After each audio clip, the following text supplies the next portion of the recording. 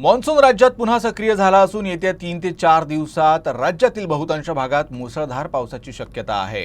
दरम्यान गुरुवारी विदर्भातील गडचिरोली, चंद्रपूर, गोंदिया, नागपूर, अमरावती आणि अकोला या जिल्ह्यांना ऑरेंज अलर्ट जारी करण्यात आला आहे, तर उर्वरित महाराष्ट्रात येलो अलर्ट जारी करण्यात आला आहे।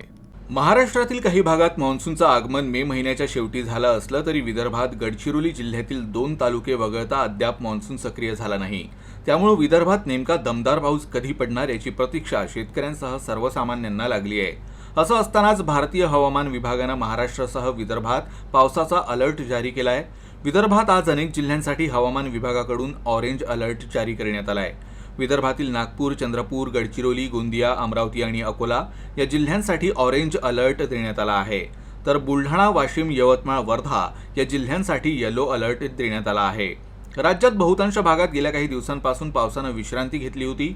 दरम्यान आता पुन्हा पाऊस सक्रिय होऊन पावसाचा जोर पुन्हा वाढणार असल्याची शक्यता हवामान विभागानं वर्तवली आहे। किंबहुना आगामी 4 दिवसांसाठी महाराष्ट्रात पावसाचे तीव्र अलर्ट देण्यात आले आहेत। हवामान विभागाच्या अंदाजानुसार राज्याच्या काही भागात कमाल तापमानात 2 ते 3 अंशांची घट देखील होणार आहे।